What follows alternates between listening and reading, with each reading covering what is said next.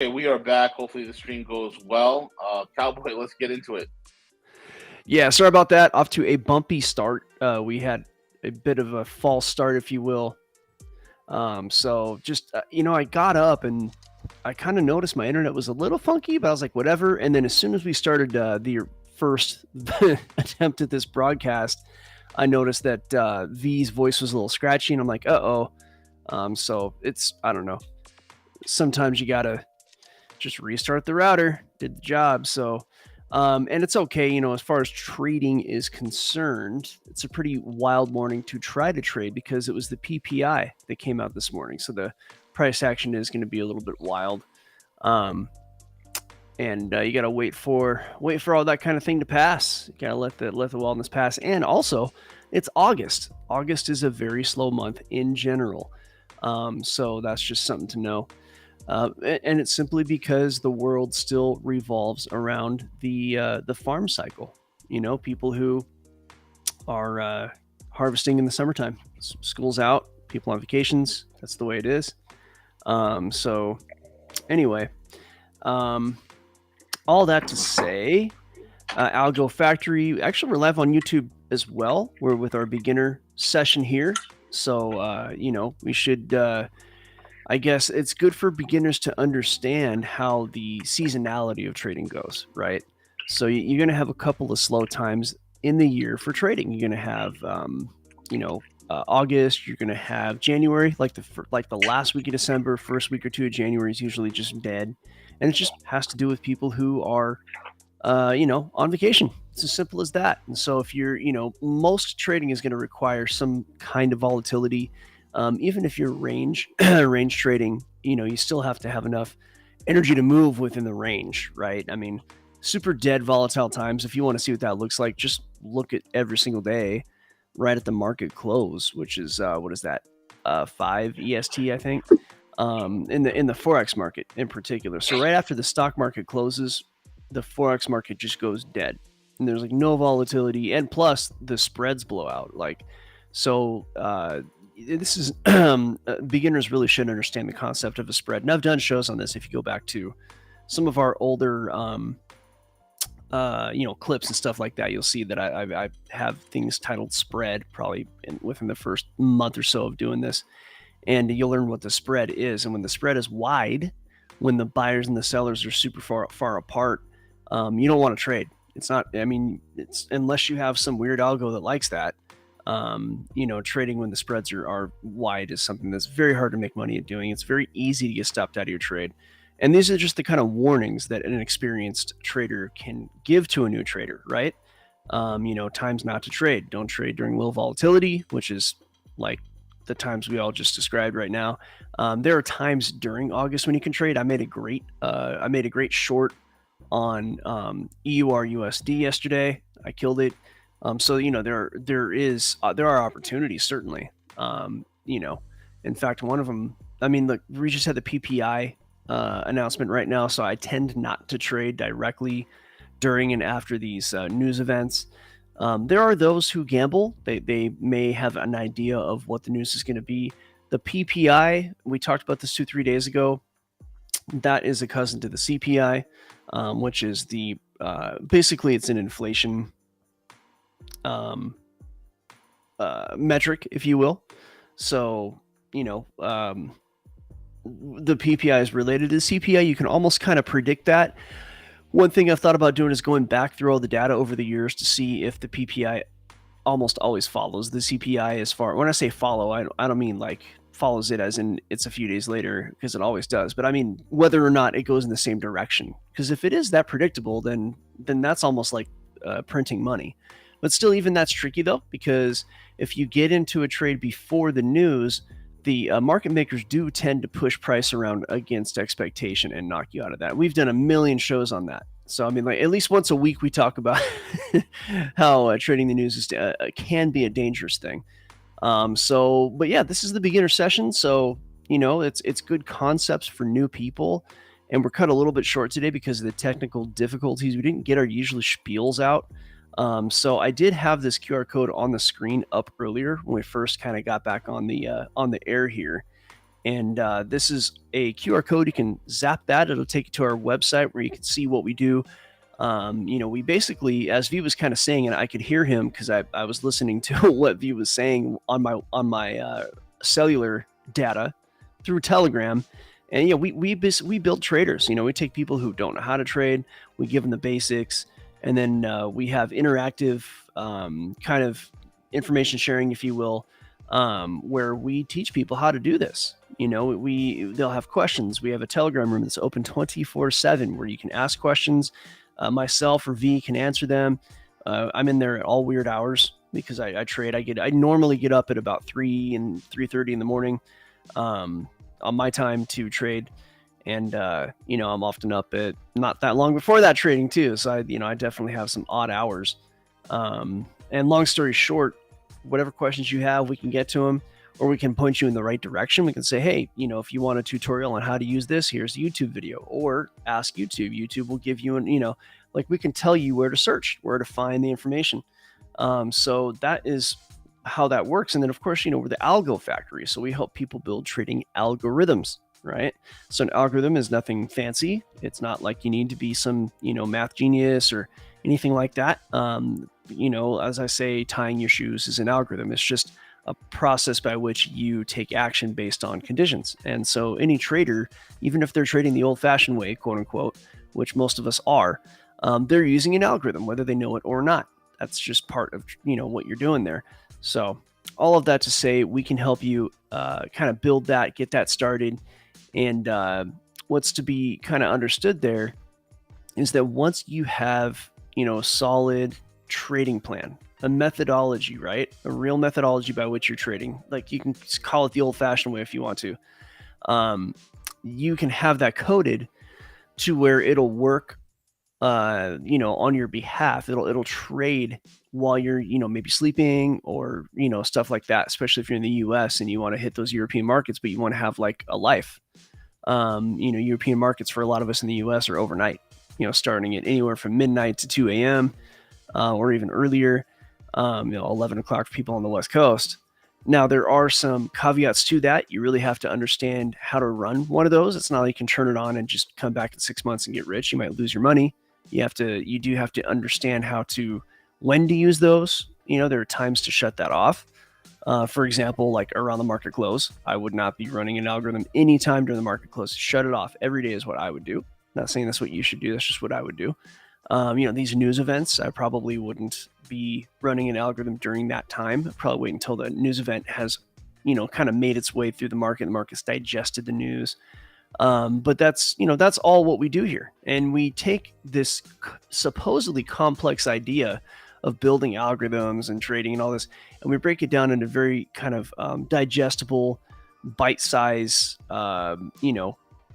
if you will, bite-sized chunks, so you can eat it up and digest it. And if you are, and we only have so many people here in the YouTube. It's not very popular yet. Right now, we have like a handful of people who come in.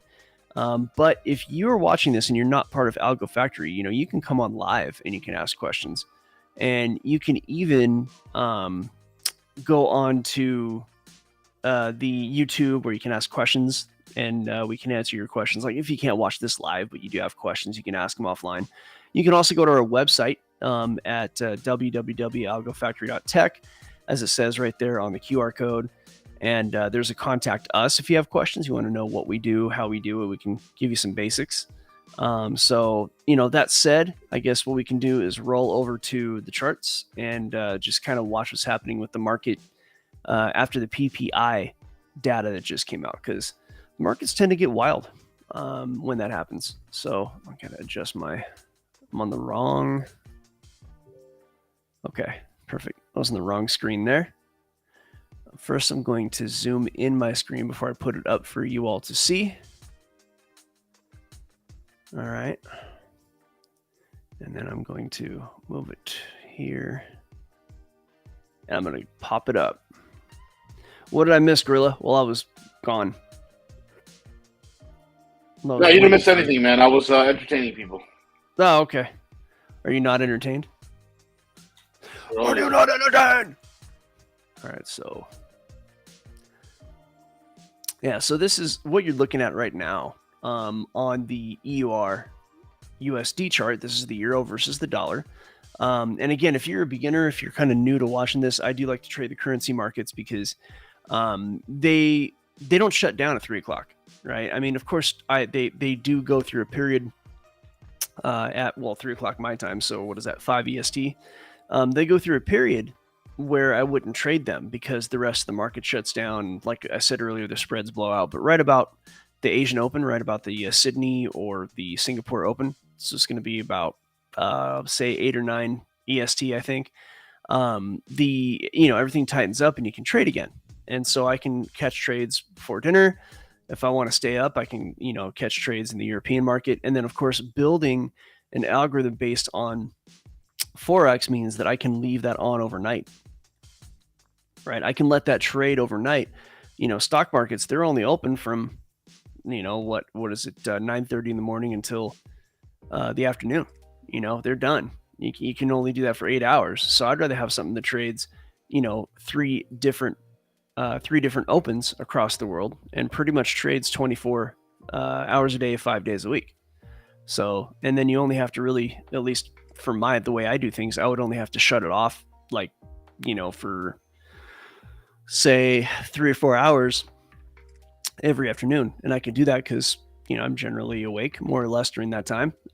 That's my sleep schedule is my own, if you will. So, at any rate, what this big, long, bearish candle is the news. So you can notice here at the bottom, you see it says 6:30, right?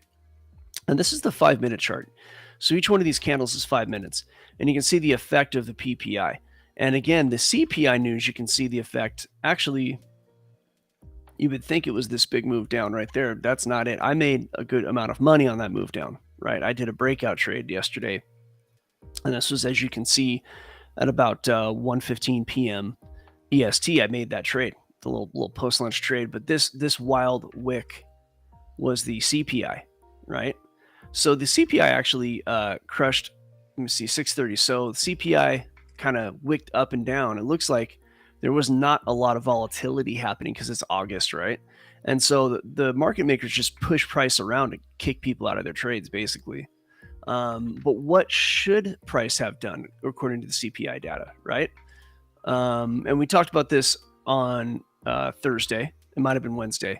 So I think it was actually Wednesday. So we talked about how CPI affects price. But long story short, CPI was slightly down. What that's supposed to mean is more or less dovish, meaning that the Fed might hike rates soon. That's the way the market thinks, meaning that the dollar gets weak, meaning that the euro gets strong. So of course, that's why it got pushed up, because the dollar got weak, because this is the euro versus the dollar. Price pushed up, and then it just continued down. So you have a lot of people who got excited and like, oh, it's going to go up. And right at 6:30, it wicked up and then went down and just killed a bunch of people's trades. So this is why trading news is dangerous, because you can have an expectation based on these numbers, and then things don't go so well. And plus, unemployment was a little bit worse than expected, which again, that means strong for dollar, right? So, that's what the wisdom, quote unquote, is from the market. So everybody expecting that move went long, and a lot of people got kind of knocked out. But in this case, PPI went higher than expected month over month and year over year. So producer price index actually was higher than expected, which was, not following the CPI in that case. It actually, CPI was lower than expected, right? It's consumer price inflation going down, right? So that the inflation going down is an indication of, we don't need to hike rates anymore, because hiking rates has, pushed inflation down. So, mission accomplished, right? That's like what a lot of people are thinking. It only really affected the year over year, right? The year over year number. So, but the month over month number was within expectation. So in this case, though, the month over month inflation is actually a little higher than expected. Same with the core and the PPI. They're not doing a year over year for that one. So, that said, this is an indication that inflation is still high on the producer side. And the wisdom is, okay, they may need to hike rates after all. So if they're going to need to hike rates, then that's going to be dollar strong, euro weak, and you'll see a price fall. And that's what we've seen right here. So this time, just for this little test, we're finding that the PPI did not do what the CPI did. Somebody wants to talk about Hawaii. I think you guys were talking about Hawaii. Yeah, that was earlier, man. Oh, okay. Well, no, someone's asking about it right now in the YouTube. But yeah, I feel bad for Hawaii. There's places to donate if you want to help out. I think Hawaii Magazine actually has a list of places to donate. So the market is currently digesting the news. However, what I would do in this case, and it's actually almost time to flip over to the private chat. So sorry about the beginner deal today. It is what it is. Internet goes bad.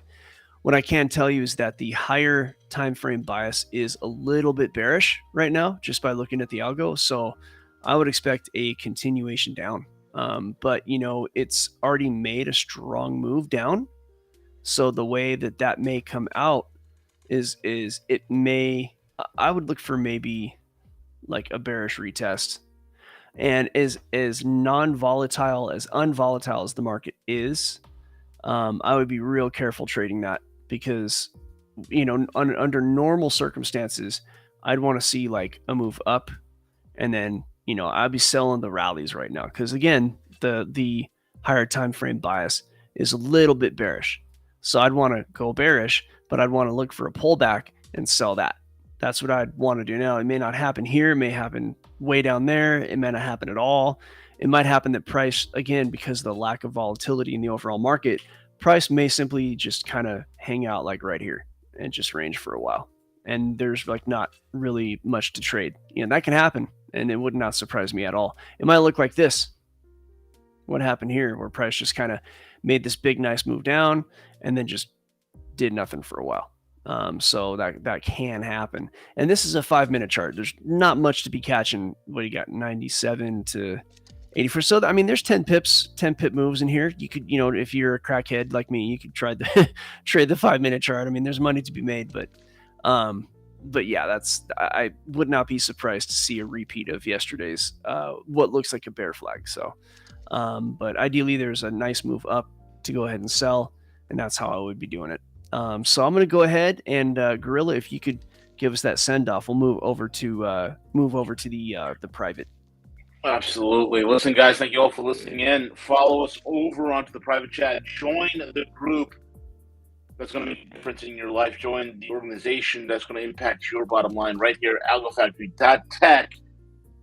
Largest transfer of wealth is about to take place. Do you want to get paid? And if you do want to catch that wave, join us. Cowboy,